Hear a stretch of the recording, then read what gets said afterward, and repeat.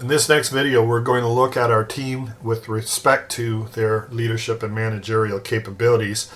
So initially what we'll do is we'll take an overview of some components that we think are important to leadership and management. Then we'll zero in on some more details regarding general management capabilities, our people's ability to balance leadership and managerial activities, and then we'll look at some specific leadership capabilities. In our next video, we will expand on this and we'll look at our people's ability to change, their change management capability, and their mindsets. We will then look at their capability to manage innovation, and then finally their capabilities regarding strategic leadership. So initially we can get a snapshot. Our bottom left hand corner shows us a snapshot of overall leadership skills, and we can see that our average is showing that our team in general is pretty good when it comes to leadership, but immediately we see members B, C, and E standing out as compared to members A and members D. And so when we expand on that and start to break that out into various capabilities from a managerial perspective, we can see, well, from every category, we see B, C, and E being the strongest in all three, or the strongest of the five, and then A and D across the board being the weaker in comparison.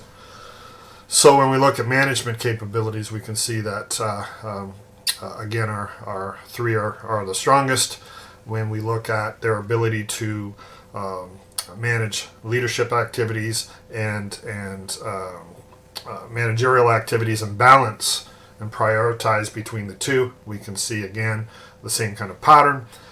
This is an interesting characteristic. This is leadership motivation, which is different than performance motivation or general motivation. It's telling us that our B, C, and E are very motivated to be leaders, and that A and D are not so motivated in that regard. And then this could be an underlying reason for the differences between the three B, C, and E and the two A and D. Then when we look at change, this is an interesting component, and we can see in general perhaps this would be an area of focus as a group to increase their change management capabilities. Again, out of the five, our three are well above the other two, but it's when we look at leadership and management, that is effectively a change responsibility. We don't lead and manage in static environments. We have to lead change and encourage the people around us to change, and that's going to be somewhat dependent on our change reactions and our capability to change in ourselves, but also to encourage and influence other people to change as well. So this would be an area that we would possibly look at as a group developmental program, certainly on an individual as well. Then when we look at innovation management, which again, innovation will correlate with change. Innovation is new. It's looking at things in a different way and developing new and different processes or products. And when we look at this, we see again our three are well above our other two, and that does to a certain extent correlate with what we're seeing with change management. Finally, when we look at strategic leadership, we can see a similar pattern, and our two would certainly need help with that. So again, it all depends on what are the requirements of their roles as a team or as individuals in their work environment. If we're looking for a group of leaders or managers, then we definitely would need to do work with members A and D. If we're looking to identify people within the group that could assume more of a leadership role either in the group or external to the group, then obviously we'd look much more closely at B, C, and E than we would at members A and D.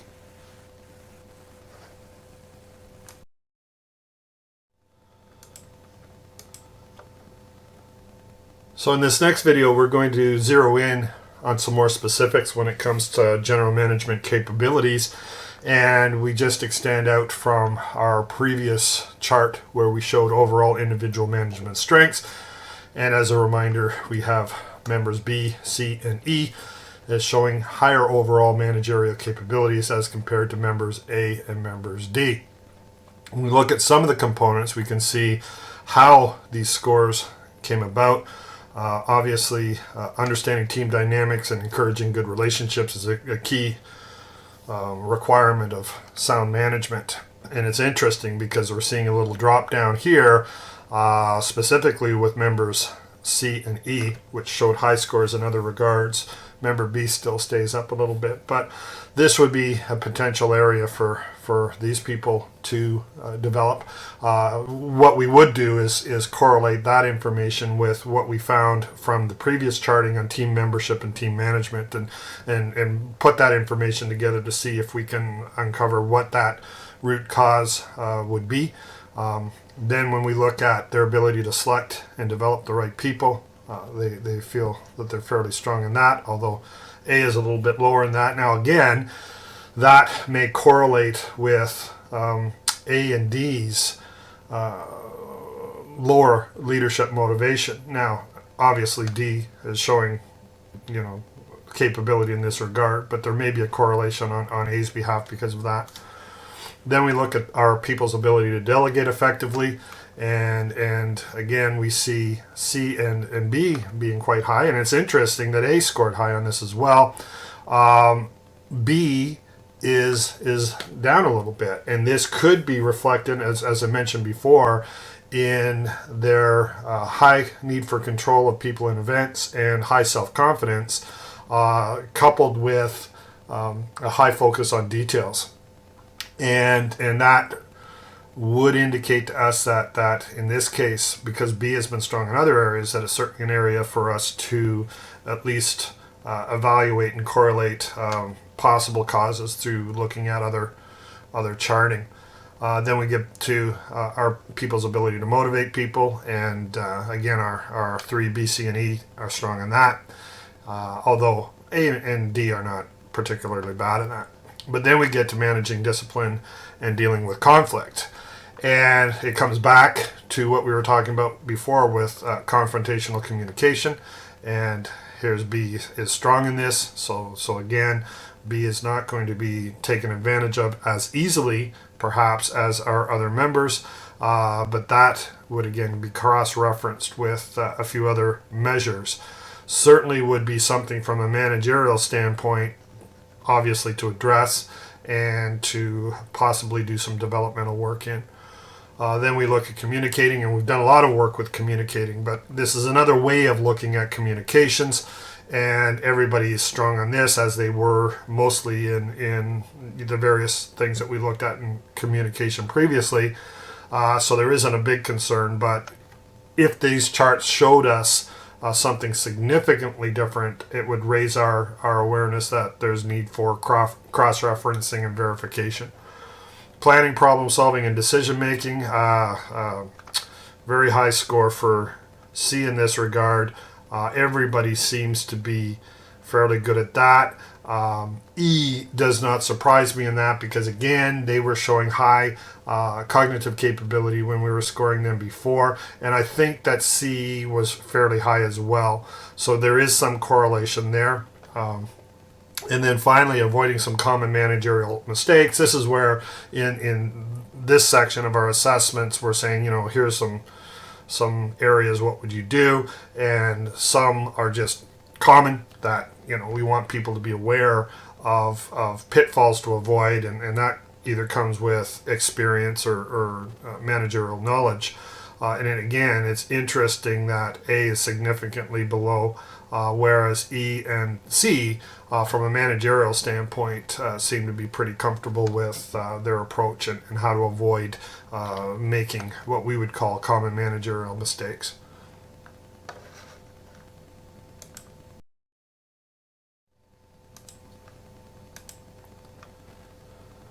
In this next chart, we're looking at how our people can balance and in some cases prioritize between leadership responsibilities and managerial responsibilities.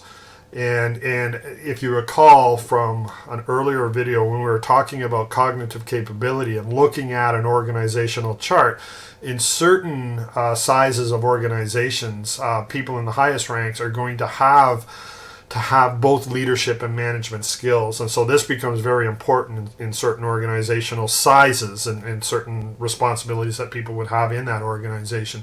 In larger organizations, then, what we would want to see is more of a skewing towards leadership at the upper levels, and more of a skewing towards management at the lower levels. And then in very small organizations, again, the ability to balance both between leadership responsibilities and management responsibilities becomes very important to performance. So it relates to organizational size, it relates to the role that the person has. But in this case, what we're getting from this is an idea of capabilities in each sector. Leadership capabilities as compared to management. And so when we look at this chart in the lower left, and we can see from our results that the yellow line with red numbers being leadership measures and the purple line with white numbers being management, we can see how our people compare. So A is a better manager than leader based on our scale, whereas B is very capable in both, and C is very capable in both, E as well. In D's case, we can see being a better manager than leader. And so it's just another way of looking at these overall strengths. We do know that A and D were scoring lower than the other three in our previous measures. So it's not surprising, but depending on their role, then we can look at it and say, you either need to focus on more management development, or you need to focus more on leadership development, or depending on the situation, we may need to focus on both. But this is a good way to get a snapshot of people's strengths in these two leadership and management sectors. So when we look at our individuals and we split that out a little bit, and we can show on our left-hand side leadership capabilities and our right-hand side managerial capabilities. And from a leadership perspective, we're looking at their ability to communicate the organizational direction, the ability to develop key relationships, and their ability to inspire others. So these would be overall leadership capabilities that are required for leadership performance. And then we divide managerial capabilities in ability to direct operations, their ability to develop the organization, and then their ability to reinforce performance. And so from this then, we can see we get the snapshot on the one side, but then we start to zero in on what are the components in either leadership or management that are strengths or our weakness. And so developing key leadership or key relationships is A's overall strength when it comes to leadership. But in general, being more capable at management, they're very good at reinforcing performance and directing operations, and perhaps could do some work in developing the organization. As we move on to B, who has strengths in leadership, obviously, and very, very strong in the key. We can also say that from a managerial standpoint, directing operations could be an area of focus for individual development. Here we're looking at member C, and again, very strong across the board, but may want to be aware of and do some work in relation to developing key relationships in order to enhance their leadership capabilities.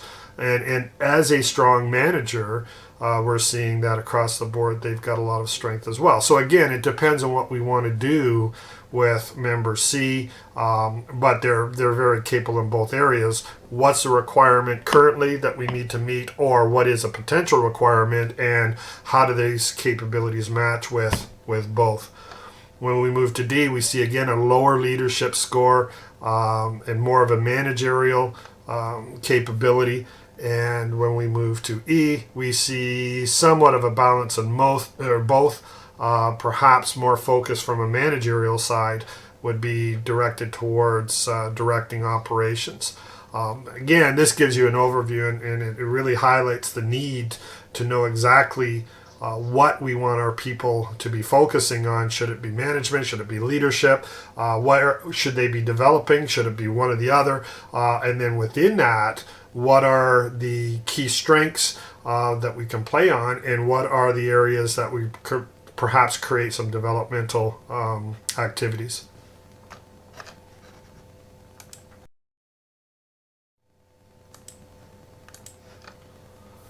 In this next chart, we're going to zero in on some specific leadership capabilities that we feel are important, and we now have, based on these various characteristics that we're looking at in this assessment, we're getting some verification with what we had seen earlier, in that B, C, and E show some stronger leadership capabilities with respect to members A and D. So this snapshot cross-references with the other work that we were doing, and we can feel fairly comfortable about that. So when we start to look into the components, again, we have our averages with the blue line and the red numbers, and then we look at our individuals, and it's not surprising that B, C, and E are confident in their leadership capabilities as compared to members A and D. That said, this should create some sort of awareness that we need to investigate a little further, because what we want to avoid is these people being too confident, overconfident. What we know is that high-performing individuals and high-performing leaders are always developing. They see that they can always enhance their performance. They can always build on their strengths and their weaknesses. And so we need to be careful that these people don't feel that they don't have to do any more developmental work and stay up on leadership concepts and anything that's going to help them to perform even better. Positive attitude and outlook is essential to leadership. It's essential to performance, as we've talked about before. We're seeing across the board fairly high scores here, and of course B is standing out a little bit from the rest. This again, cross-referenced against our earlier measure of negativity, makes sense. Our people are not particularly negative. They tend to be positive, so we're getting some correlation there. When we look at emotional intelligence, this is the first time that we're really looking at this, and this is bringing together some of our capabilities. As I mentioned when we were looking at interpersonal relations, where we do look at this in a number of different ways. This is an initial score, but we'll also do additional assessments to determine emotional intelligence. What's interesting here is we're all fairly strong at that, but two people that have shown higher capability regarding leadership are showing lower levels of emotional intelligence compared to the other two. So certainly, to help them to perform as effective leaders, help them to build effective relationships, to gain support, all of those things that leaders need to do, we would identify possible development programs to help them to elevate their emotional intelligence to a certain degree. First, we obviously would investigate what may be the root causes or what may need to be addressed, and then we'd come up with developmental plans to help them with that. When we look at providing a compelling vision of the future, there's a very, very important part of leadership. It's not surprising that our three are good at that, and A and D may need some work in that regard. Again, we can cross-reference this back to the work that we were doing on cognitive capability, and we know that E had strong abstract thinking background, had higher capability and a higher time horizon, and the other two would be fairly similar as far as I recall. But to create that vision and that longer term vision, and then to be able to communicate it to other people in the organization in a way that they're going to commit to it and follow the vision, very, very important part of leadership. And you need the cognitive capability, depending on your level in the organization, that's required in order to both create that vision and then communicate it to the rest of the group. Motivating people to deliver on the vision, obviously, that's correlated and with the previous. We see our three are strong at that, and again, we're seeing some extreme scores here. Need to be a little bit concerned. In our interviewing process, we would identify that and really investigate that to make sure that we're comfortable that we weren't seeing an over analysis or consideration of their capabilities, but nonetheless, it's somewhat consistent, and you need to be able to not only develop the vision, but you need to be able to bring people forward. We would also look at influencing styles and pull influencing styles specifically, and do some correlation there as well to make sure that we were okay. Being a good role model, a lot of people follow leaders on the basis of how they conduct themselves in the workplace, and again, we're seeing relatively high scores with everybody here. Managing performance effectively, and again, as a leader, you need to still manage performance. You can't get away from that entirely. So what we're seeing is something that would concern me here with member C, that they're scoring so low on that as compared to the rest, and B and E tend to remain high. That is definitely something to identify. Again, all of these people are in the same team, so before I say it would depend on the role, they are all in the same team. And so I would have expected to see a little bit higher score in this regard. So definitely something to explore and investigate why that scored a little lower. And then finally, providing support and stimulation. This is the role of a leader, to challenge their people, to support their people in the challenges that they provide them. This will again correlate. Everybody was relatively high in supportive communications. And so we're not surprised at seeing this. We're not surprised at seeing our 3 being higher, but everybody's scoring relatively high on that. And of course, as people come and go on the basis of leadership, providing support and stimulation is a big part of that attractiveness, and also the ability to retain high-performing people who you are leading.